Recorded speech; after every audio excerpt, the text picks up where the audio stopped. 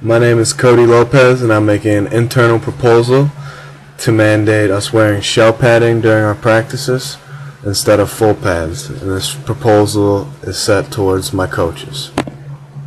First, I'll start off with the introduction to what shell padding is. As you see, the player to the right is wearing shorts with pads in his shorts, and he's wearing shoulder pads and a helmet, still protecting the upper body, but the only difference is instead of wearing the pants, he's wearing shorts. So this decreases fatigue when you wear the shorts and helps decrease the risk of injury as well. In order for me to make this proposal, there would have to be some problems with the previous padding that we use, which is full pads. And I've found that the biggest problem with full pads is the increase in injury, specifically leg injuries. During full padded practice, players dive to make tackles, which leads to injuries in the knees and ankles. This happened numerous times during a full padded practice last season and easily could have been avoided. In fact, one of our players was out for a whole season because of this issue. The risk will continue to be high as long as full pads are used with a full contact practice. Another injury that's also increased is with the risk of the full padded practice, with the amount of contact and speed that goes into a full padded practice, is concussions, head injuries. Concussions are beginning to be looked at more closely to determine effects on players once their careers are over. In order to decrease the risk of these concussions, contact needs to be limited in practice, which is limited once you wear the shell pads. The solution to this problem is to wear shell pads, as I stated before. This would reduce the amount of contact and eliminate contact below the waist. By doing this, the risk of injury is lowered significantly. The player's fatigue is also reduced as they feel much more mobile and lighter during a practice.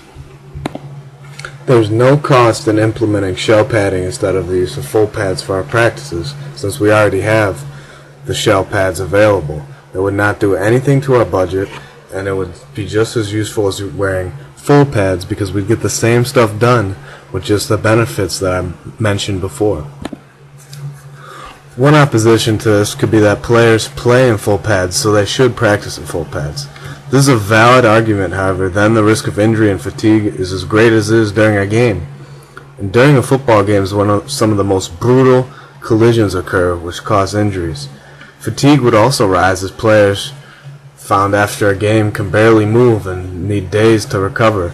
If practices were exactly like the games, wearing full pads and exactly like the game, there would be no games, because the players would not be able to recover in time and would not be able to perform to their full potential. Another opposition could be to change the tempo of the practice. This would be successful, but not as much as just implementing shell pads, as some players have in their minds full pads equals full go. This could slip into a player's mind at any time. Players will see each other in full pads and think that it is full contact, like I said before.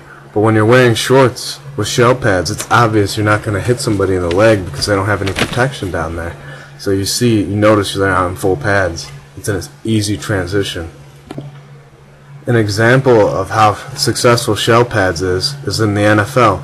The NFL can only have 14 full padded practices a season. They make this rule with the intent for it to trickle down to other football leagues, as they are the top most successful league. This rule has protected players from injuries during practice, and they are ready to play in the games as well. Some people may think since they are not hitting in practice, they are not as physical during the games, but all you have to do is watch a game on a Sunday to realize that the statement is not true.